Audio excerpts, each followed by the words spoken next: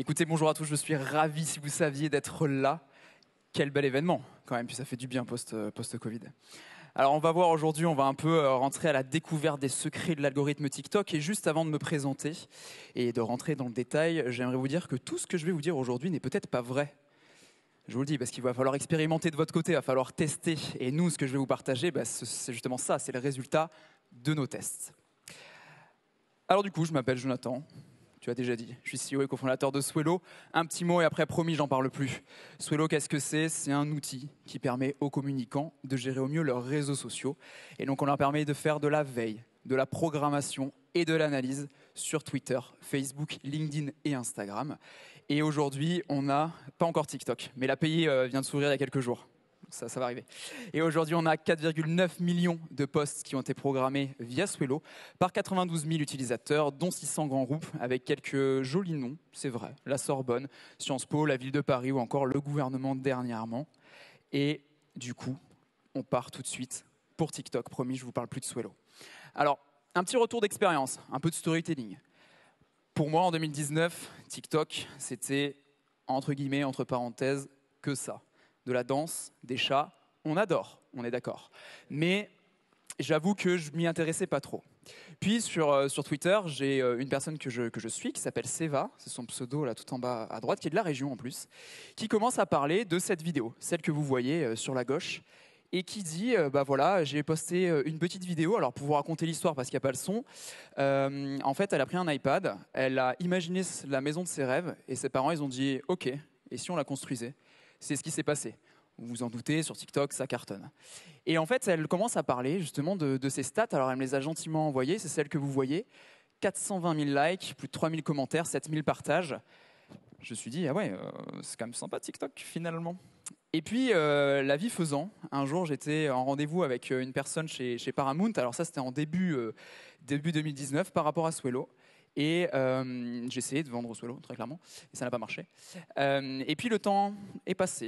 Et début 2020, cette personne me rappelle et me dit « Salut Jonathan, je suis un des premiers employés de TikTok France, et si ça te tente, on peut devenir partenaire. » Bien sûr que ça me tente, parce que sans trop rentrer dans les détails, de notre côté, comme je vous l'ai dit, on travaille avec certains réseaux sociaux, mais il y a des partenariats, on a mis des années à les avoir. Et là, c'est un réseau social, le réseau social qui commence à faire parler de lui, qui vient vers nous. Et donc, du coup, c'était un petit peu notre tête à ce moment-là. En janvier 2020, on a la bonne nouvelle, c'est que Swelo devient officiellement partenaire TikTok France, pour potentiellement, et très prochainement, ajouter TikTok à Swelo. Vous voyez là où je veux en venir. C'est l'idée, c'est un peu l'idée. Et donc du coup, on se dit, on est partenaire, c'est chouette, on fait des webinaires ensemble, c'est chouette, mais peut-être qu'il faudrait tester la plateforme pour pas être bête quoi, quand on en parle. Et donc on commence à faire des petites créations, des petites vidéos, et les chiffres, comme c'est indiqué, sont affolants. C'est-à-dire qu'on publie 5 vidéos, je crois, ça fait près de 5 millions de vues, 17 000 abonnés, 37 000 partages, 3 000 commentaires, 440 000 likes, et ça nous a demandé 5 à 30 minutes de travail. Je vous rassure, les vidéos, vous allez les voir juste après, ça n'a rien à voir avec notre cœur de business. C'est tout simplement du pliage de papier. Alors, je ne suis pas du tout fan de pliage, je vous le dis. Néanmoins, faire ce petit pétard en quelques secondes nous a valu pas loin de 3,3 millions de vues. Je suis allé voir la stat tout à l'heure, et je me suis dit, ah ouais, c'est troublant. Je ne sais pas si c'est le bon mot, mais c'est troublant.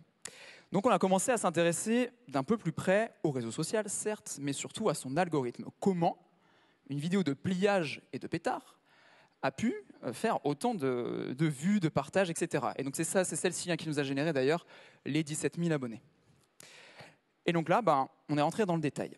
Mais juste avant vraiment de creuser dans cet algo, qui est la deuxième partie de cette conférence, on m'a posé aussi la question en me disant, mais quel bénéfice peut-on tirer de TikTok en tant que marque? Ça revient assez souvent. Et donc après cette expérience, après cette vidéo de papier, etc., la première chose que je pourrais vous dire, c'est que ça apporte beaucoup de visibilité et de notoriété rapidement, grâce à un mot qu'on connaît tous, c'est la viralité. C'est-à-dire que des fois, on ne comprend pas, on ne sait pas pourquoi, mais il y a un post, une image, une vidéo qui prend d'un coup, et notamment sur TikTok, on se dit « Ah ouais ». Alors là, on a un peu analysé, je pense que c'est parce qu'il y avait des collégiens, pour le coup, qui commentaient en mentionnant leurs amis pour dire « et si on faisait ça au cours la prochaine fois ?» Je m'excuse auprès de tous les profs. Deuxième point, autre bénéfice, TikTok a quand même su séduire un large public. Large public, et je reviendrai après sur la jeune génération, ça veut dire quoi? Ça veut dire 100 millions d'utilisateurs actifs par mois en Europe. C'est quand même monumental. Et une idée un peu préconçue, c'est que TikTok, il y a beaucoup de jeunes, il y a des jeunes, mais post-confinement, et ça, ce sont des chiffres de TikTok, hein. Sur l'Europe, on a 67% qui ont plus de 25 ans, donc 2/3 des utilisateurs TikTok qui ont plus de 25 ans. Et ça, il ne faut pas l'oublier. Et troisième point, en tant que marque, c'est que le retour sur investissement est quand même très intéressant. Autant en organique, comme on l'a vu avec mon pliage, autant en paid. Pourquoi? Parce que TikTok Ads, donc la régie publicitaire de TikTok, vient d'arriver. Alors vient d'arriver, c'est 2019. Mais face aux autres, ça vient d'arriver. Et en plus, le coût par mille, le coût par action est encore faible. Donc c'est plutôt intéressant de se lancer dessus en tant que marque. Justement, un petit dernier point avant vraiment de décrypter tout ça. Pour moi, TikTok a quand même 8 points forts. Des points qui sont importants, des points qui peuvent vous pousser, vous, à vous lancer. Déjà, tout est à créer. Alors, vous l'avez déjà vu, hein, il y a plein de créateurs qu'on ne connaissait pas avant TikTok. Et aujourd'hui, je crois que Charlie, alors je n'ai pas son nom de famille, je crois que c'est D'Amelio, je ne dis pas de bêtises. J'ai regardé tout à l'heure, elle a 115 millions d'abonnés, 2 fois la France. C'est quand même fou, ou 121, je ne sais plus. Mais en tout cas, voilà, elle a énormément d'abonnés. Et en fait, parce que tout est à créer, elle a créé vraiment tous ses contenus. Elle publie plusieurs fois par jour. Ça aussi, c'est quelque chose d'important pour TikTok. Et du coup, en tant que marque, c'est pareil. Tout est à créer. Deuxième point, et qui va aller avec le troisième point, c'est simple d'utilisation et c'est hyper puissant à la fois. C'est-à-dire qu'on peut se filmer, monter, mettre un effet, publier, et on va voir si ça marche ou si ça ne marche pas. Et ça, avec le troisième point, c'est contrairement à du YouTube où les consommateurs sont beaucoup plus nombreux que les créateurs, sur TikTok, c'est quasi similaire. C'est-à-dire qu'il y a autant de créateurs que de consommateurs. Grâce à cette simplicité d'utilisation et grâce aussi à leur outil qui est puissant, où on peut monter, on peut faire ci et ça. Et justement, ce que j'aime aussi beaucoup sur TikTok, c'est que comme c'est simple, comme c'est rapide, et comme on le fait pratiquement tous pour les utilisateurs du réseau social, on a beaucoup d'authenticité, et on a beaucoup de spontanéité, et c'est ça aussi qui plaît, et c'est pour ça que derrière, ça génère des likes, des partages, des commentaires. Autre point, et ça répond là, pour ce coup-là, si vous étiez là hier à la conférence sur les points positifs et négatifs des réseaux sociaux, ça répond à quelque chose qui est l'impatience, notre impatience à nous en tant qu'humains. Vous le savez mieux que moi, on adore scroller, on adore swiper, si ça ne nous plaît pas, ça va très vite. Et TikTok répond tout simplement, et c'est pour moi aussi l'une des clés de son succès, à justement ce souhait de passer vite à quelque chose.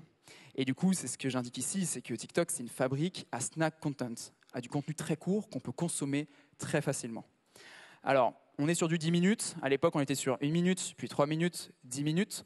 Je ne vais pas trop m'étendre sur ça, mais veulent-ils concurrencer, par exemple, du YouTube? On ne sait pas. Autre point, qui est le point 5 et qui va aller avec le point 8, retenez le point 8, c'est que c'est un des seuls réseaux sociaux qui est ce qu'on appelle un réseau social sound on. Quand vous ouvrez l'app, tout de suite, il y a la musique. Donc, s'il y a des gens autour de vous, c'est cramé, c'est clair. Mais ça permet tout de suite, et c'est ce que je dis au point 8, d'être en fait un réseau social immersif. D'être un réseau social où tout de suite on se sent engagé. En fait, on a envie de voir ce qui se passe, on a envie de connaître la musique. Est-ce que c'est une tendance? Est-ce qu'à la fin il va y avoir quelque chose qui va nous faire waouh? Ça vient aussi grâce à ça, grâce au Sound On et au fait que ce soit une application immersive. Sur TikTok aussi, un point qui est intéressant, c'est les tendances, ce qu'on appelle les trends, bien entendu. Des tendances très fortes, avec la musique, bien sûr, on y reviendra tout à l'heure, la musique qui joue forcément son rôle. Il y a beaucoup de tubes qui ont été créés grâce à TikTok. Et quand on est une marque, c'est adaptable. Alors, vous le verrez tout à l'heure, c'est à la fois simple et pas si simple de se lancer en tant que marque. Il faut vraiment utiliser la plateforme pour être à fond dessus et comprendre les codes. Mais c'est vrai qu'il y a certaines tendances qui sont facilement adaptables quand on est une marque. Le point 7, et c'est un point aussi qui est important au niveau de TikTok parce que ce n'est pas le cas par exemple sur du Twitter, c'est que le contenu que vous créez sur TikTok, on peut le prendre, le télécharger, le mettre sur Twitter et c'est reparti pour un tour et ça refait des millions de vues. Si vous êtes sur Twitter, vous l'avez sûrement déjà vu, il y a beaucoup de vidéos TikTok qui tournent et qui fonctionnent plutôt bien. Alors que l'inverse n'est pas forcément vrai. Quand on imagine un tweet, alors je l'ai vu mais une seule fois je crois sur TikTok, il y a un screen d'un tweet qui est publié sous forme de TikTok vidéo. C'est un peu bizarre. Donc l'inverse n'est pas forcément vrai, alors que quand vous créez du contenu vidéo TikTok, vous pouvez le partager. Autre exemple flagrant, je crois d'ailleurs que j'en parle au point juste d'après, vous voyez sûrement beaucoup dans les Reels des TikTok, avec le logo TikTok. C'est justement le point d'après où je disais que le feed plein écran immersif, c'est un des points forts de TikTok. Je ne vais pas trop m'étendre parce que je suis un petit peu énervé contre Instagram, mais c'est ce qu'ils sont en train de mettre en place sur Insta, alors qu'on est en train de perdre un peu notre réseau social à photo. Là, on commence à devenir une copie de TikTok. Au plaisir d'en parler, si vous le souhaitez. Bon, allez, assez parlé. On va passer tout de suite au partage d'expérience. Je le reprécise, c'est vraiment, ça vient de notre expérience. Comment fonctionne l'algorithme TikTok? Alors, déjà, ce qui est bien sur TikTok, c'est que vous pouvez liker, comme sur les autres réseaux.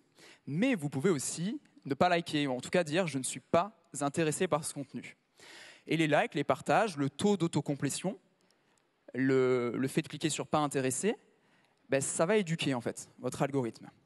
Et justement, c'est ce qui est indiqué. L'algorithme TikTok analyse comment chaque utilisateur utilise son application et s'éduque en fonction pour lui montrer par la suite ce qu'il va potentiellement aimer. On rentre dans un truc un petit peu complexe, mais vous allez voir. En parallèle, vous, en tant que marque, le contenu que vous allez créer, il va être noté à chaque fois qu'un utilisateur va interagir avec lui. Et on va le voir dans quelques slides avec le schéma. La convergence des deux fait que votre vidéo sera ou pas montrée à beaucoup d'utilisateurs. C'est un peu la conclusion qui est celle-ci. Tenez-vous bien. Ce que je dis là, c'est que si votre contenu, donc le contenu que vous allez créer, correspond à ce qu'imagine l'algo TikTok pour tel ou tel utilisateur, et si votre contenu est populaire auprès d'une plutôt grande frange d'utilisateurs, alors il sera montré à ce fameux utilisateur. Vous me suivez ou pas? C'est un petit peu... mais voilà. Reprenons ça. Je publie la vidéo du petit pétard en papier. Et là, du coup, on va avoir une analyse algorithmique. Analyse algorithmique, on va la découvrir tout de suite et je reviendrai sur celle-ci ensuite. Une analyse à différents niveaux. On regarde qu'est-ce qui se passe dans ma vidéo. L'algo regarde ça.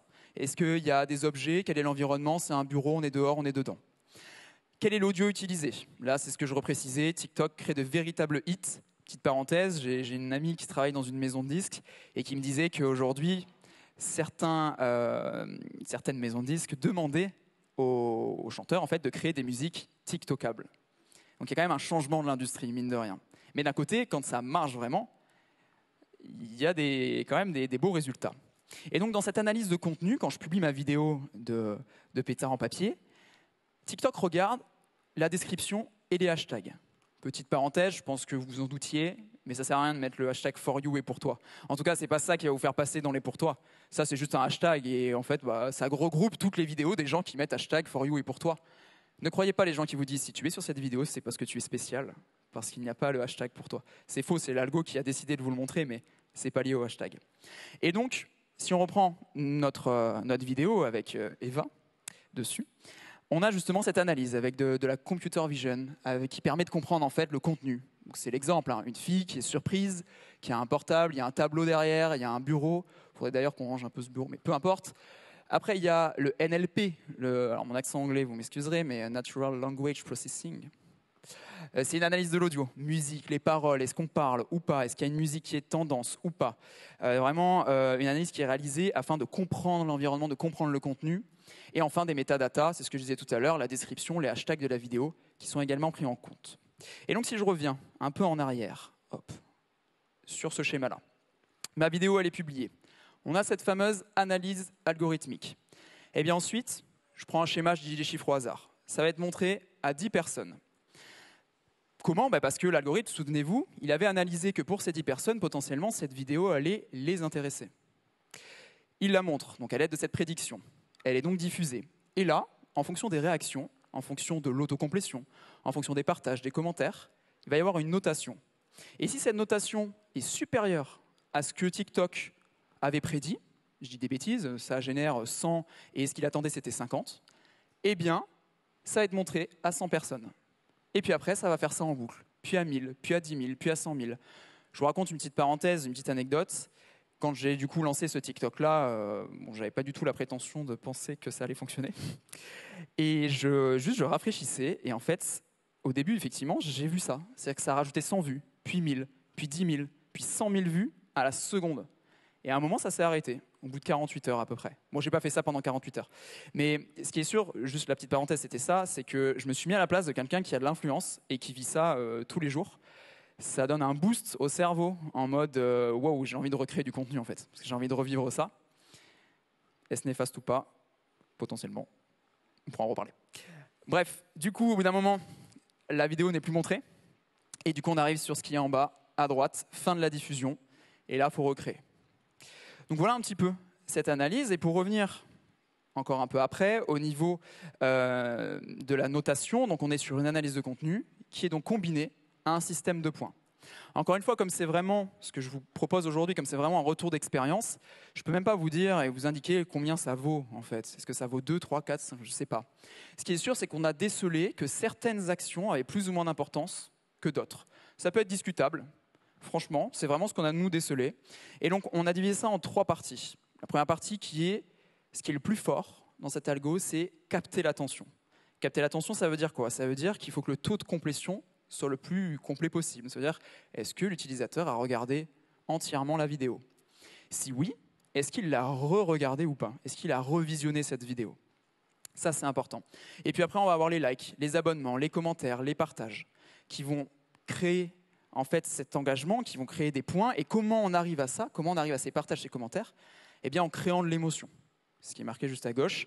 Et si on arrive à capter l'attention et à créer de l'émotion, vous le savez peut-être, ça va nous pousser à l'engagement.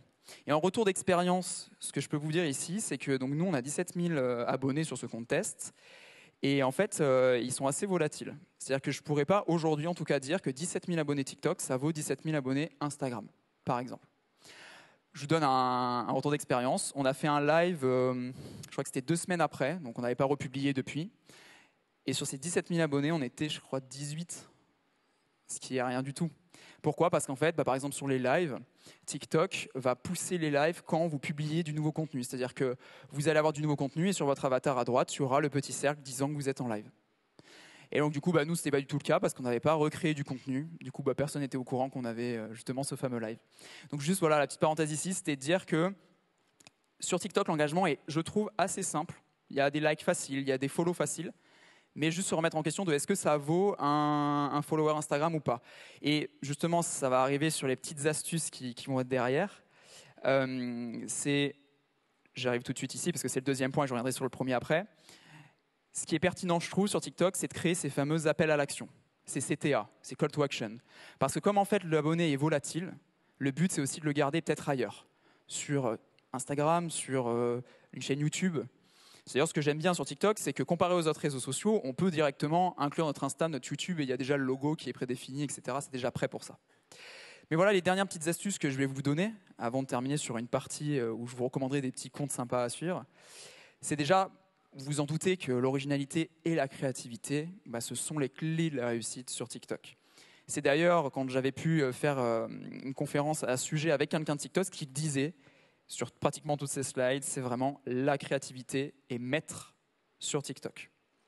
Deuxième point, on l'a vu, ne pas oublier de faire des call to action clairs, des appels à l'action clairs. Un peu psychédélique à droite, sur le GIF. Je m'en rends compte en regardant en boucle. Troisième point, et c'est mon retour d'expérience avec mes pliages. Sachez-le, je ne suis absolument pas fan d'origami, mais j'ai essayé de faire d'autres vidéos qui n'ont rien à voir avec des pliages en papier. J'ai fait 100, 150 vues. Le lendemain, j'ai fait un avion en papier dit supersonique. C'était ce que disait la requête Google, quoi. Et ça a fait 700 000 vues. Et du coup, ce que j'en ai sorti comme conclusion, en ayant fait 6, c'est que lorsqu'on perce dans une thématique, c'est assez complexe de sortir de cette thématique. En tout cas, c'est mon retour d'expérience. C'est pour ça que j'ai mis une feuille de papier. Autre astuce. Alors, on m'a parlé, c'était il y a quelques temps, on me disait, voilà, moi j'ai mis mon compte en pro, et c'est plutôt cool pour accéder aux statistiques. Alors, le fait est qu'avant, pour avoir des statistiques, c'était soit vous passiez votre compte en pro, soit il fallait avoir en fait 10 000 abonnés. Aujourd'hui, les règles ont un peu changé. au bout de 1000 abonnés, vous pouvez avoir accès à ces fameuses stats, c'est-à-dire le nombre total, enfin le temps total de lecture, total de vues, etc., etc. Donc, vous pouvez attendre 1000 abonnés. Sinon, vous avez toujours l'option compte pro. Néanmoins, quand vous êtes en compte pro, vous pouvez créer des publicités, ce qui n'est pas le cas dans les autres possibilités. Vous allez voir, il y en a une troisième. Par contre, et ça c'est un peu embêtant, mais c'est la loi, vous n'aurez plus en fait les musiques tendances. Vous n'aurez que les musiques libres de droit. C'est un peu le même jeu sur Insta. Quand vous êtes en compte pro, en business, vous n'avez plus les musiques tendances, vous n'avez plus que les musiques libres de droit. Donc après, c'est un pour-contre par rapport à vous, par rapport à ce que vous voulez en faire. Troisième option, donc vous avez le compte personnel, vous avez le compte pro, c'est le compte créateur qui existe. Et donc ça vous permet aussi d'avoir les statistiques. Et potentiellement, si vous êtes un créateur de renom et de talent, et j'en doute pas, vous pourriez être soutenu par le fonds créateur TikTok, qui est sorti là récemment. Autres informations très importantes. J'ai déjà vu des marques, et il faut tenter après, hein, c'est ce qu'on dit. J'ai déjà vu des marques se lancer sur TikTok, mais sans prendre le temps d'utiliser la plateforme. Et malheureusement, à certains, ça a généré des bad buzz, parce qu'en fait, on pensait qu'une trend allait carrément fonctionner, parce que juste, ça marchait pour les autres. Et en fait, ils l'ont mal adapté, ça n'a pas marché. Donc c'est vrai qu'un conseil que je peux vous donner, c'est si vous souhaitez vous lancer, ou si vous vous êtes déjà lancé d'ailleurs sur TikTok, ce serait d'utiliser vraiment le réseau social pendant quelques jours, quelques semaines, pour déjà comprendre comment ça fonctionne, acquérir les codes, et aussi éduquer votre algorithme pour voir un peu comment ça fonctionne. Ça vous permettra du coup de connaître les tendances, les trends et les musiques du moment. De toute façon, ça d'ailleurs, c'est un conseil qui marche sur TikTok, c'est un conseil qui marche sur les autres réseaux, bien entendu. N'hésitez pas, tout comme sur les autres réseaux sociaux, à utiliser tous les formats. Alors, on peut se questionner sur l'arrivée des stories qui viennent d'arriver sur TikTok. Il n'y a pas assez de recul encore pour savoir si c'est utilisé ou pas. Souvenez-vous, sur Twitter, ils ont voulu les lancer avec les flits. Ça a échoué. Sur LinkedIn, ils ont voulu les lancer uniquement sur ordinateur, je crois, ou sur mobile, je ne sais plus. Non, sur mobile, me semble-t-il. Ou peu importe, mais ils l'ont enlevé aussi. Et là, TikTok se dit, je vais mettre les stories. Est-ce que ça a marché ou pas? On verra. En attendant, il y a les duos qui marchent bien. On reprend une vidéo d'une autre personne et on rajoute un peu notre analyse ou une blague ou une danse, peu importe. Et les lives. Alors les lives, comme je vous le disais, le petit retour, le petit retour sur ça, c'est que il faut que vous fassiez des lives quand vous êtes un peu au top niveau de votre TikTok, quoi. C'est un peu le conseil. Et enfin, alors ça c'est quelque chose qui est apparu il y a quelques mois maintenant. Hein. C'est pas nouveau, mais ça peut faire gagner du temps, surtout quand le créateur vous dit que la solution est à la dernière image. Et ça dure 1 seconde et ça repart sur le début de la vidéo. C'est un peu insupportable ça. Et du coup, ce qu'ils ont fait, c'est que, je ne sais plus à partir de combien de temps, mais je crois que c'est 1 minute, vous allez avoir un curseur pour naviguer sur la vidéo. Et c'est vrai que c'est beaucoup plus simple quand on est consommateur pour naviguer et arriver tout de suite à la fin, même si ça a déjà fait la boucle. On arrive à la troisième partie. Après, il va nous rester une quinzaine de minutes si vous avez des questions. Donc n'hésitez pas à réfléchir à ces petites questions. Je vais juste vous faire des recommandations, j'aime bien finir sur ça, des marques à suivre sur TikTok, des podcasts, des blogs liés aux réseaux sociaux également. Alors au niveau des marques à suivre, Merci Andy. Donc Merci Andy, c'est une des premières marques qui s'est lancée sur TikTok, qui fonctionne assez bien. Decathlon, alors que ce soit sur TikTok ou pas, hein, mais Decathlon marche aussi assez bien. Et les Crocs, incroyable les Crocs. Mais ça marche vraiment. Je vais vous montrer la vidéo. Alors, n'hésitez pas à suivre Swello, bien entendu. Mais je passe tout de suite là. Ça, par exemple, donc Crocs, ils ont une stratégie, c'est rendre tendance les Crocs. Je ne dis pas que ce n'est pas tendance, mais je veux dire vraiment pousser la tendance. Et donc, du coup, ce qu'ils font, c'est qu'ils font du contenu en interne avec des personnes de chez Crocs et du contenu avec des influenceurs TikTok qu'ils invitent sur leur compte TikTok. Et donc là, par exemple, c'est des danseurs qui sont assez connus, qui font souvent cette danse. C'est sûr que là, quand on a des chaussures, c'est très facile de faire une sorte de placement de produit intelligent.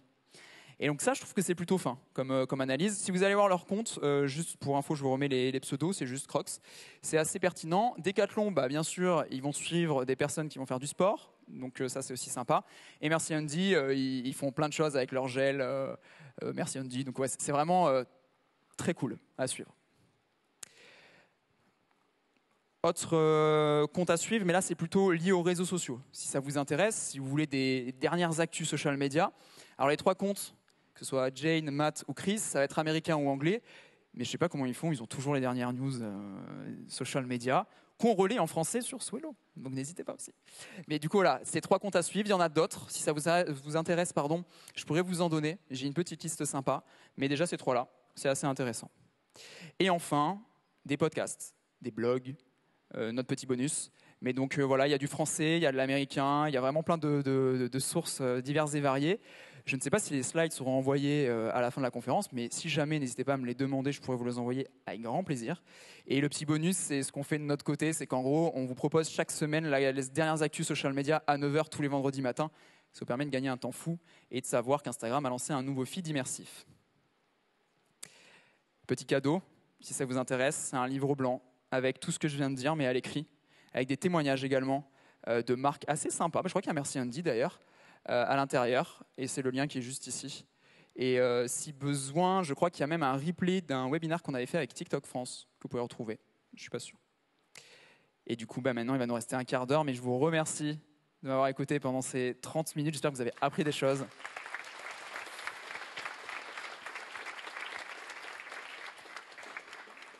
Et j'en profite, avant, je l'espère, la première question, je voulais aussi féliciter le Web Today, parce que vous avez fait quelque chose de dingue.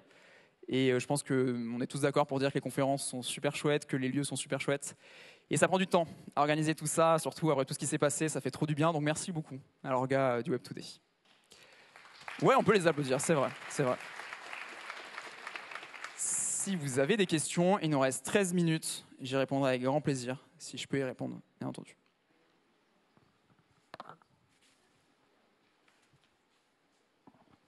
Bonjour, j'ai 2 questions. La première, c'est est-ce que tu vois des différences fondamentales entre l'algo d'Instagram et celui de TikTok sur la valorisation des contenus? Et la deuxième, c'est sur la fréquence de publication. Souvent, on entend que TikTok faut publier une fois minimum par jour, voire plusieurs fois, et nourrir la bête. Est-ce que si on est en dessous, parce que bon, il n'y a que 24 heures dans une journée, ça peut quand même être intéressant comme plateforme? Ouais, il y a beaucoup de choses à dire, j'avoue. Donc sur la première question qui était, est-ce qu'ils sont similaires, ces deux algos? Il y a des similitudes. Maintenant, la complexité de ma réponse, c'est que je ne le connais pas parfaitement, cet algo Insta. Contrairement à TikTok, qui a rédigé un article, si ça vous intéresse, en anglais, à retrouver sur leur blog. C'est un des premiers réseaux qui a pu faire ça. Ils ont expliqué vraiment tout leur algo. Et on n'était pas si loin par rapport à ce qu'on a prédit, donc c'était plutôt chouette. Contrairement à TikTok, Insta est assez complexe par rapport à ça, d'autant plus que j'ai l'impression qu'Instagram change son algorithme à peu près toutes les semaines. Donc du coup, j'exagère, mais très souvent. Et juste un retour d'expérience rapide, et je pense que ce nouveau feed immersif, j'en reparle, le prouve. J'ai l'impression que TikTok mise beaucoup sur les Reels, sur les Reels, bref, sur les vidéos, et moins du coup sur la photo et d'autres formats. Les lives marchent quand même un petit peu, donc ça c'est aussi chouette. Mais malheureusement, ma réponse va être incomplète parce que j'ai pas la connaissance suffisante et je peux pas inventer du coup la non-connaissance que j'ai sur cet algo. Après, vous pouvez toujours faire des tests, nous c'est ce qu'on fait, mais des fois il y a des choses qui marchent énormément, comme là sur LinkedIn, il y a quelque chose qu'on a testé il y a quelques jours qui cartonnait et aujourd'hui on a retesté, ça marche plus du tout. Donc est-ce que c'est l'accroche, est-ce que c'est le thème, est-ce que c'est le format qui plaît pas? Je parle des liens externes pour ceux qui connaissent ça. Donc voilà, il y a plein de questions qu'on peut se poser et c'est les tests qui vont nous apporter des éléments de réponse. Sur la deuxième question, du coup, qui était faut-il publier souvent, très souvent? Ce que disent les experts sur le sujet, c'est oui, il faut publier plusieurs fois par jour sur TikTok. Est-ce faisable? Pas du tout. Quand on est une marque, du moins, quand c'est pas notre métier ou autre. Donc c'est compliqué. Moi, une leçon que j'ai pu apprendre par rapport aux algos, et je pense que c'est quand même le cas sur TikTok, c'est important d'être récurrent, d'être fréquent, d'être quand même assez présent. Bien sûr qu'on n'aura pas autant de visibilité quand on publie un TikTok par jour que 4, mais c'est quand même un gros boulot d'en publier 4. Après, on fait avec nos moyens, et du coup, peut en découler la question de faut-il aller ou pas sur ce réseau social. Moi, ce que je conseille à chaque fois, c'est qu'importe le réseau, il ne faut pas être partout. Il faut être là où il y a nos cibles, là où il y a nos concurrents aussi potentiellement, parce que s'ils y sont, c'est que ça fonctionne. Enfin, il faut quand même analyser ce qui s'est passé, mais pourquoi pas. Et après, en fonction des ressources qu'on a, y aller ou pas, faire des tests, et si ça marche, foncer. Donc voilà, encore une fois, hein, ma réponse est un peu bizarre, puisque ma conclusion, c'est il faut tester, il faut voir. Mais si on parle vraiment algo, de tout ce que j'ai pu dire, il faut publier plusieurs fois par jour. Maintenant, est-ce que c'est faisable ou pas? C'est vraiment en fait ça le cœur de la question. Voilà.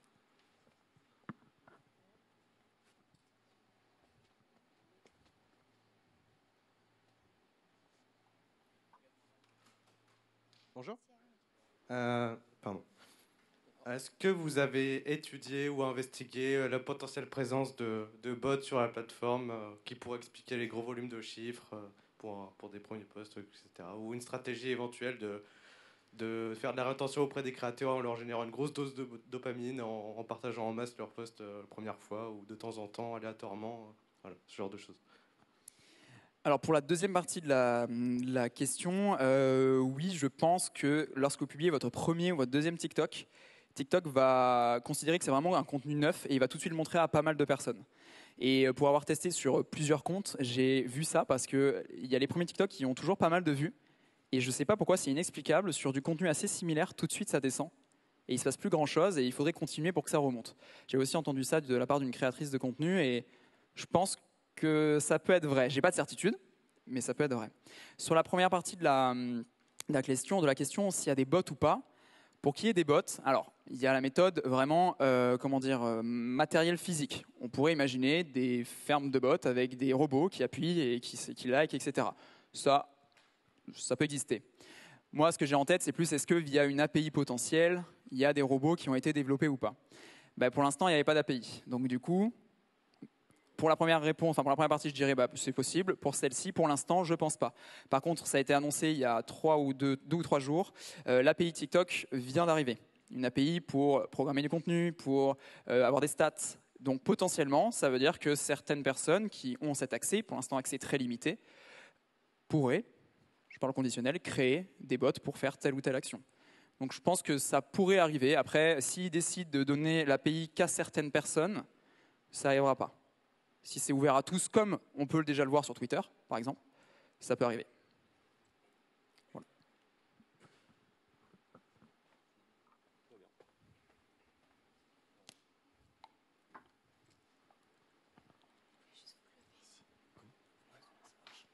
Bonjour, merci pour la conf. Du coup, c'était par rapport aux musiques en tendance, savoir s'il y a un réel intérêt à mettre des musiques en tendance plutôt que de mettre des musiques qui ne le sont pas. Et est-ce que tu as en gros un site ou un endroit où on peut savoir celles qui vont être en tendance potentiellement? Bon, c'est un peu le truc magique, mais bon. Et pourquoi pas? Voilà. Alors celles qui vont être en tendance, non. Par contre, je ne l'ai plus en tête, mais je sais qu'il y a un site qui existe sur celles qui sont en tendance et qui sont actuellement énormément utilisées, où en gros il y a un top musique. Par rapport à la musique, c'est une réponse aussi complexe parce que je ne suis pas sûr que ce soit parce qu'on utilise cette musique que ça fonctionne. Parce qu'en fait, on se retrouve à des milliers, des millions de contenus identiques. Mais c'est plus que ce qui va se passer sur la musique, sur la tendance. Est-ce que vous apportez quelque chose de nouveau? Est-ce que vous faites la même chose? Est-ce que votre communauté vous suit parce que justement, vous apportez cette petite touche supplémentaire? La personne qu'on a vue tout à l'heure, au Boy, je crois que c'est son pseudo. Hop, je reviens dessus. Tac. En fait, c'est Flashboy, pardon. Boy, c'est un artiste, rien à voir. Flashboy, du coup, .mp4, en fait, c'est une tendance qu'il prend et il la remet à sa sauce. En fait, il va rajouter ses petits effets, il va rajouter une danse un peu plus hachée, enfin, en mode breakdance, etc. Pourtant, le son est identique. Et par exemple, quand on propose ce contenu et un contenu de la tendance similaire, mais où c'est juste une danse classique, je vais liker celui-là et pas forcément l'autre. Et donc, du coup, je ne suis pas sûr que ce soit une règle absolue de dire on utilise une musique tendance, ça fonctionne. C'est ce qu'on en fait. C'est ce qu'on fait de cette tendance-là. Voilà.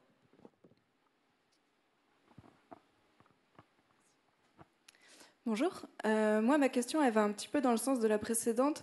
Est-ce que tu remarques que quand on utilise un logiciel de montage extérieur à TikTok, on a moins de reach que quand on monte dans TikTok? Encore une fois, c'est nos tests, mais oui, on avait observé ça.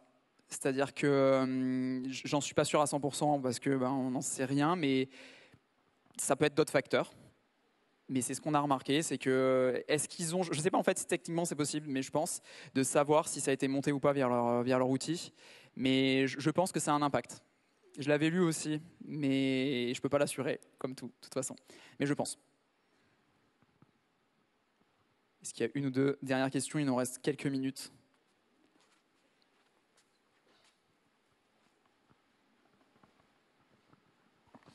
J'en profite s'il n'y en a pas d'autres. Pareil, est-ce qu'il y a des marques que tu as notées qui ont une charte graphique qui ressortent du lot? Ou alors est-ce que sur TikTok, ce qui marche le mieux, c'est vraiment du contenu authentique, qui peut être très différent les uns des autres? Ou alors est-ce qu'avoir une charte graphique, ça va vraiment différencier la marque? Ça peut la différencier. Ça, après, c'est une stratégie. C'est la stratégie que la marque va utiliser, mais tout peut fonctionner en fait. Ça peut fonctionner avec une charte, avec une identité. C'est d'ailleurs ce qui se passe avec des créateurs. Il y a une personne d'ailleurs que vous pouvez aller voir sur le compte de Crocs, qui est une influenceuse aussi, qui utilise des vêtements de couleur et qui se change en fait en fonction des mouvements. C'est un peu sa marque de fabrique. Et ça, on la reconnaît, du coup, on la suit aussi pour ça. Mais il y a énormément de créateurs de contenu, enfin j'en ai plein en tête. Donc il y a ça qui fonctionne. Et il y a des marques qui vont, par exemple, Merci Andy, sur quasi toutes leurs vidéos, il y a toujours un petit gel Merci Andy qui traîne. Donc c'est pas, enfin je veux dire, graphiquement quelque chose de marque, mais c'est vraiment toujours leur produit qui est en évidence quelque part, qui est utilisé. Donc je pense qu'il y a plein de possibilités de fonctionner. Et ça peut être dans les 3 cas cités du contenu qui fonctionne auprès de l'audience. Tout va dépendre après derrière de l'audience qui vous suit. Mais si c'est votre particularité d'avoir une charte graphique pertinente, ça peut, carrément. Allô, ouais, ça marche. Est-ce qu'il y a une dernière question? Il y a une ici, pardon, juste avant, je crois. Je sais pas, oui, comme vous voulez. Je reviens sur la question de la fréquence. Ça m'interroge pas mal et je ne sais pas si c'est quelque chose dont tu as pu discuter avec les gens de TikTok, puisque tu discutes avec eux. Moi, je me dis, s'ils poussent à la production hyper fréquente, ça va tirer vers des créateurs de contenu pro, vers des marques. Et donc, j'ai tendance à me dire que ça va perdre en authenticité, ce qui fait le succès de TikTok au départ. Et donc juste, on va voir ce qui s'est passé pour Instagram et autres. Les contenus se standardisent, on perd l'authenticité et les utilisateurs partent ailleurs. Donc est-ce qu'ils ne sont pas en train de signer un peu leur arrêt de mort en poussant ce type d'utilisation par la fréquence de publication? Je ne sais pas si... comment dire? Alors, j'ai pas eu d'infos de leur sujet, enfin, à ce sujet de leur part. Par contre, je ne sais pas s'il faut forcément faire de la qualité avec la quantité. Enfin, je veux dire, TikTok, en fait, c'est l'authenticité qui importe, qui importe, quoi. Et du coup, moi, ce que je vois dans des créateurs qui produisent beaucoup de contenu, c'est que c'est tout simplement eux, dans des situations qui dansent. Enfin, ça dépend. Mais par exemple, il y a aussi beaucoup de cuisine sur TikTok. Bah, ils font des recettes de cuisine. Alors, des fois, c'est hyper bien monté, mais des fois, pas du tout, et ça fonctionne tout autant. Et je vois surtout au niveau des danseurs, typiquement, ils peuvent produire en fait pas mal de contenu et pas besoin de monter ou de passer trop de temps dessus. Donc, oui, la question est bonne parce qu'on pourrait se dire que est-ce que ça va pas poser problème à terme? Après, tout dépend de la réelle fréquence en fait. Il faudrait que je me renseigne vraiment plus pour connaître ce vrai chiffre. Ce qui est sûr, encore une fois, c'est au moins une fois par jour ou plusieurs fois par jour. Mais après, j'ai déjà vu des marques qui ont créé des posts, des posts dans leur boîte pour des personnes qui ne font que du TikTok toute la journée. C'est une stratégie, pourquoi pas. Donc bon, voilà. Ah oui. Alors, moi j'avais une question. C'est tout simplement, est-ce que vous avez eu le temps de segmenter vraiment la grande différence entre des entreprises ou des artistes ou enfin des individus qui ont déjà une certaine renommée, qui ont mis un certain temps à se lancer sur TikTok parce qu'à un moment donné, ils se sont dit le public cible ne correspond sûrement pas à ma catégorie de public cible de base, et des fois à tort ou à raison, ça dépend. Et justement, par exemple, je donne un exemple comme ça, mais par exemple, si DJ Snake, par exemple, il va sur TikTok et un DJ nantais qui se lance, qu'est-ce que le DJ nantais va devoir faire peut-être de plus pour peut-être être un peu plus visible et se dire en fait, il n'y a que des gens qui ont une certaine renommée aujourd'hui qui réussissent plus facilement quand même sur TikTok que d'autres qui veulent prendre aujourd'hui le suivi un peu de l'évolution sur TikTok. Alors j'ai plusieurs éléments par rapport à ça. Vous connaissez sûrement le chanteur Kinvey qui avait fait une tournée qui avait lancé une tournée, parce que du coup il l'a pas faite, avant le Covid. Et en fait, les places se sont pas trop vendues. Du coup, il a dû l'annuler. Et en fait, il s'est mis sur TikTok pendant le confinement. Et maintenant, ça explose.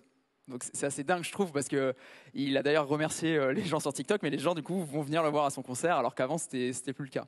Donc déjà il y a cet exemple-là que je trouve rigolo, où une personne qui était une personnalité quand même, qui est arrivée, qui a débarqué, qui a pris les codes, qui a dit clairement je suis plus tout tendance en termes de musique parce que plus personne vient à mes concerts, mais je me lance, je suis naturel, et en fait ça a créé l'effet super positif d'attirer d'autres personnes. Alors oui, quand après on est DJ Snake, dès qu'on se lance, forcément il va y avoir tout de suite un capital sympathie dès la première vidéo, il va y avoir du follow et les personnes vont suivre le compte. Qu'est-ce qu'il va falloir faire de plus pour une nouvelle, une personne qui n'est pas connue du grand public? à mes yeux, c'est d'avoir un concept. C'est d'avoir le truc en plus qui va faire qu'on va le suivre parce que dans ces vidéos, il va se passer ça à chaque fois et c'est ça qui va nous plaire. L'exemple avec Flashboy tout à l'heure. Voilà, donc pour moi, c'est ça. Il va forcément, comparé à du DJ Snake où il va peut-être se filmer pendant un de ses concerts, il va pas faire, enfin il fait déjà son travail, mais je veux dire, il va pas faire d'efforts en plus, alors que l'autre va devoir en faire un. Mais j'ai déjà vu des gens vraiment qui sont partis de zéro et qui aujourd'hui vivent de TikTok. Comme Charlie, on l'a cité tout à l'heure, mais en France aussi, hein, partout. Donc voilà. Merci Jonathan. Merci à vous. On va s'arrêter là. Des applaudissements s'il vous plaît.